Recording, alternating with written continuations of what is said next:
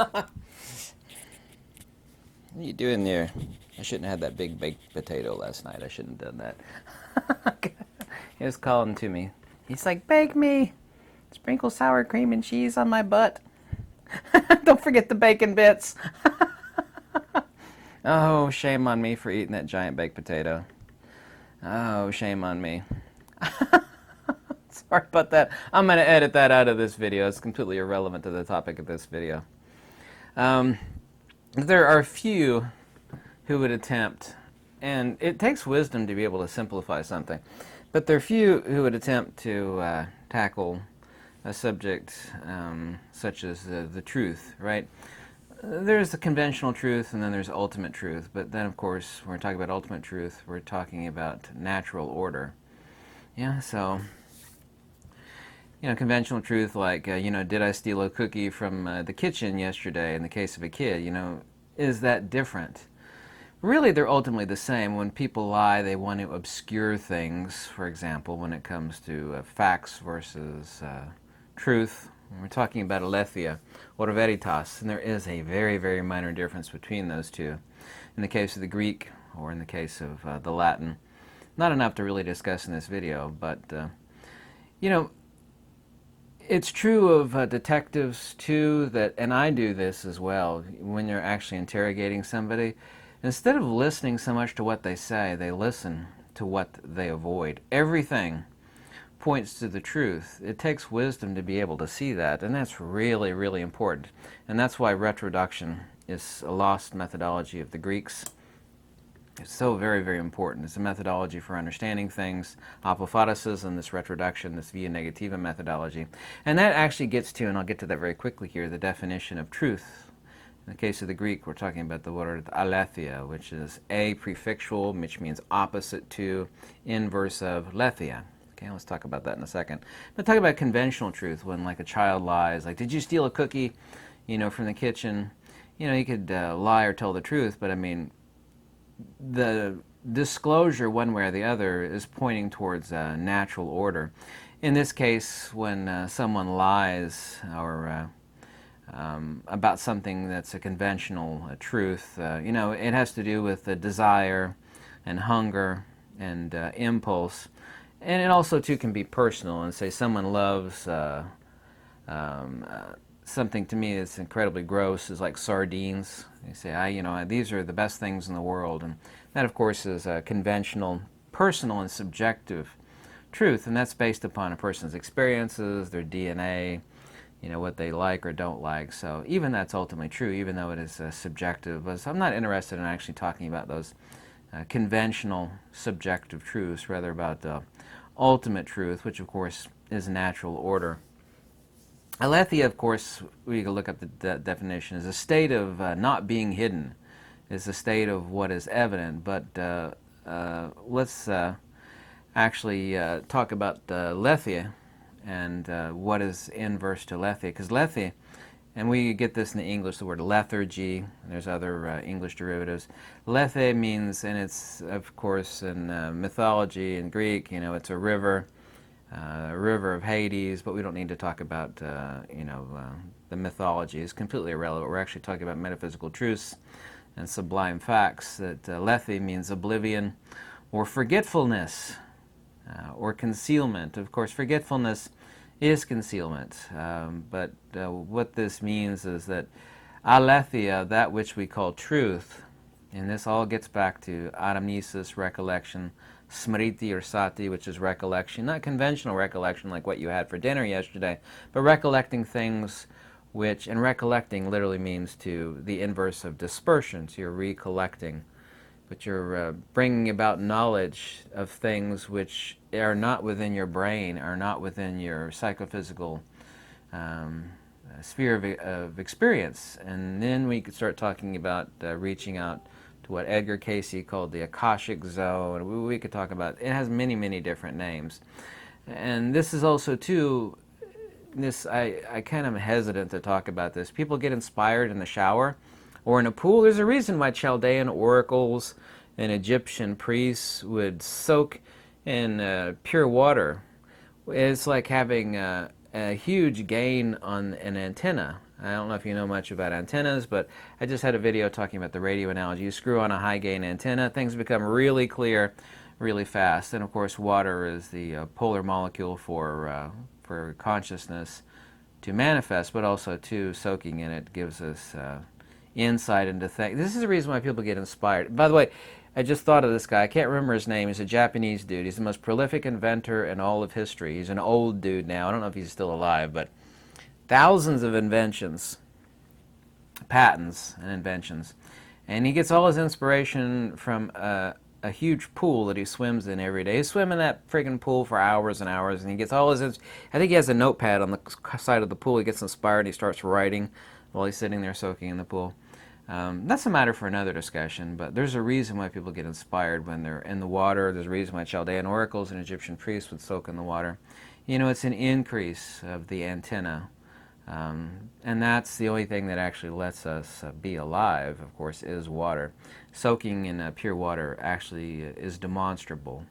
And it's there is a metaphysics to it, but I'm not going to discuss that specifically in this, but I had to get off on that topic. But Aletheia means to uncover, you know, but you're not uncovering by, you know, knowing the truth about something. You're uncovering it through recollection. So since Aletheia is to forget, Aletheia is recollection. You are remembering. Aletheia literally does mean recollection, but in the sense of anamnesis or smriti or sati, the anamnesis of retroduction, where one engages in a theurgic place where the answers are found. And I'm not really a fan of Edgar Cayce, but he would talk about going to this place. And it's not literally a place with a Cartesian coordinate, but we could call it a place conventionally, where all the answers really are. And this is what Aletheia is. You are recollecting, you're uncovering the truth about things. Current scientific methodology is extremely clumsy and objective, and it's poking in the dark. And they can describe a lot of stuff, but they can't explain anything. There's no branch of current science that's ever defined the word energy. They've never defined the most important word, field. We could talk about the Greek word kora, which is the English word for field. But they can't tell you what a field is. You could pick up the 100 most brilliant PhD professors of theoretical physics. Say, you know, the most important question in your life. Just be, you know, stick it in a sentence or two. If you can't, then you don't understand anything. What is a field? They cannot tell you what a field is. They have no idea. Well, so it's lines of force. Well, line is a conceptual abstraction. There's no such thing in nature as a line. You know, a line is like something you draw on a piece of paper. And force is, you know, force of what, by what, upon something. They will always invariably say, so they don't know what a field is. So, and it's okay not to know, but no one ever goes looking to the answers to things that they think they already know the answers to. And this is a huge, huge intellectual defect of current science. But Aletheia, getting back to the truth, means recollection. To remember, not necessarily not to uncover, but it is the opposite of forgetfulness. You are remembering. And people might find that odd, that the true meaning of truth, Aletheia, literally means recollection. Metaphysical recollection, like I said, not conventional recollection, like, you know, what did I have for breakfast yesterday? That's conventional, and that's existential memory in the mind. This mind, meaning the lump of jello between your ears, of course. So, Aletheia, of course, does mean truth conventionally by connotation, but what it truly means is recollection. So, but what is truth essentially? You know, you're getting to the nature of things through this anamnesis, this recollection. What we're referring to is natural order. We're not talking about subjective truths, like whether you like sardines or not. It's like, hey, it's the best thing in the world. We're talking about ultimate truths, which is uncovering the nature of natural order. There's an ancient saying in a religious text that says, seek and ye shall find. Well, people are not seekers. They really are not. They read stuff, they regurgitate stuff. Some people do think about stuff, but for anybody who has a burning, I mean a pure white-hot desire is really the wrong word, but I mean it's conventionally accurate, a white-hot urge at the very center of their soul to understand natural order, you know, way Mother Nature works, the nature of cosmic mechanics. you will find the answers. And the methodology for same, as I discovered, and it is a lost secret, and I'm writing a booklet on it currently, and I'd be done with it by now if I wasn't so damn busy working 7 days a week, is anamnesis. Edgar Casey engaged in this theurgic realm, where he actually found answers to things. He wasn't right all the time, but he was right quite often. And I'm not really actually a big fan of Edgar Casey, to be honest with you, but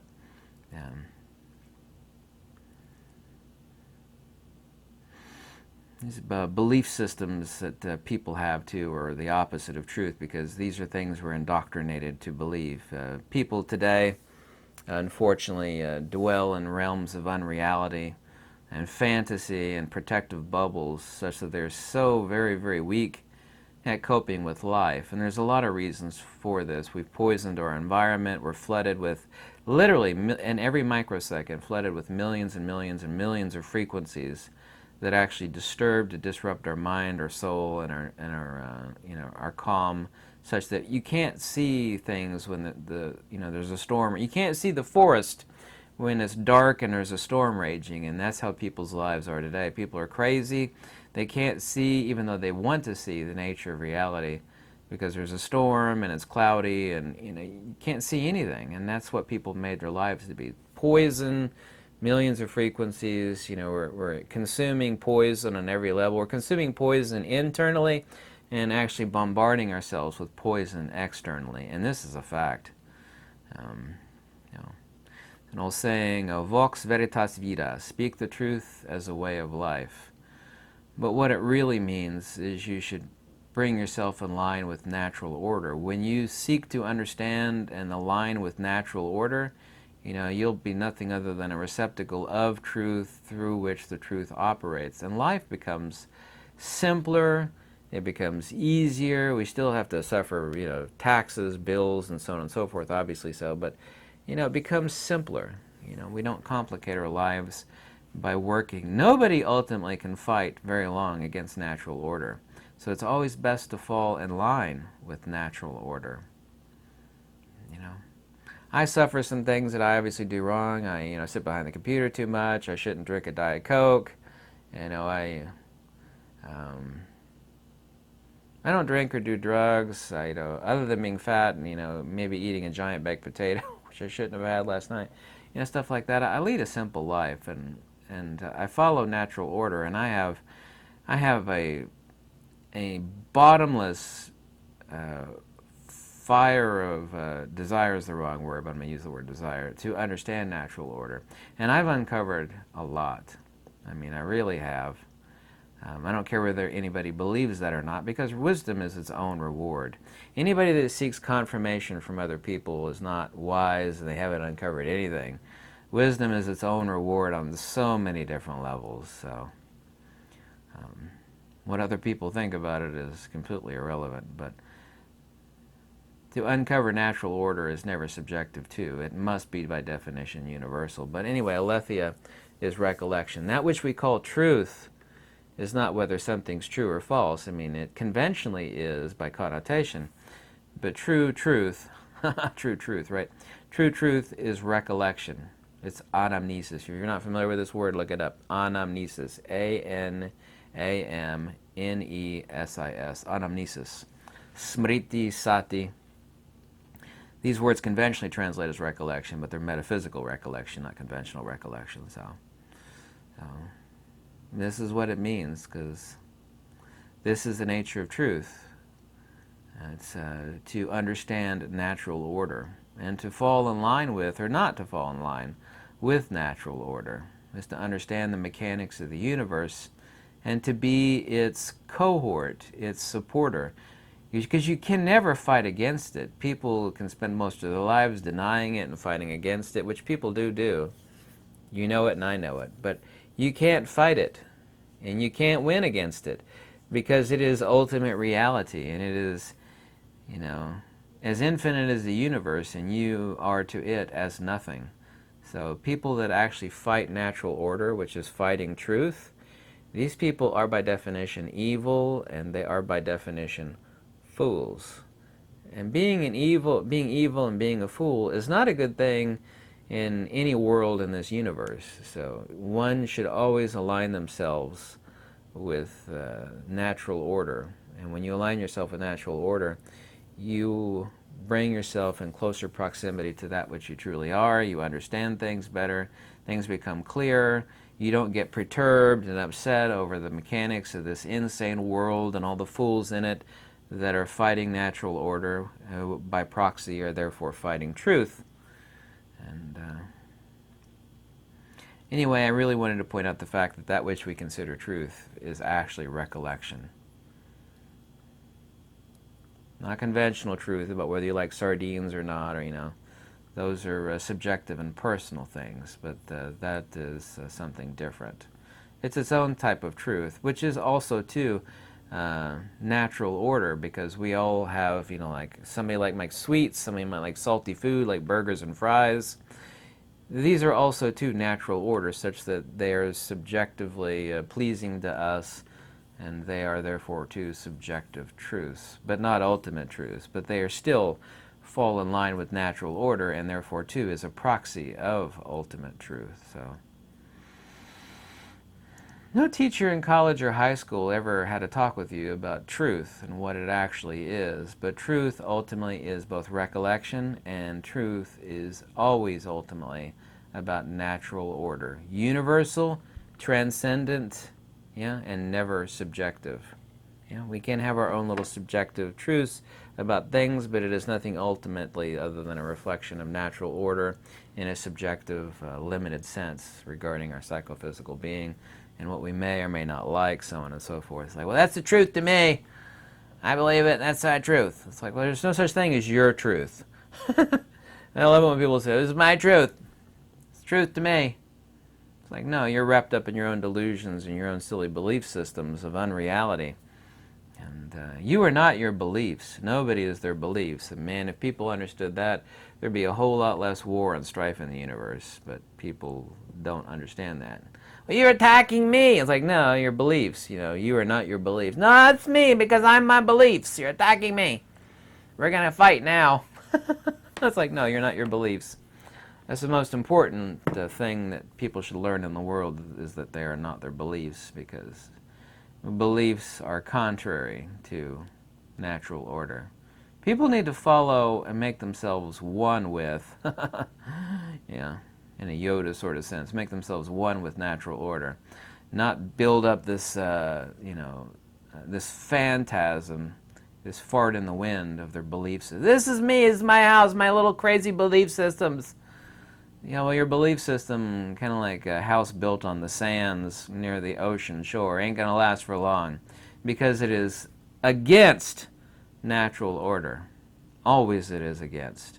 It won't last, and you'll do nothing but suffer and be in misery because you want to fight natural order.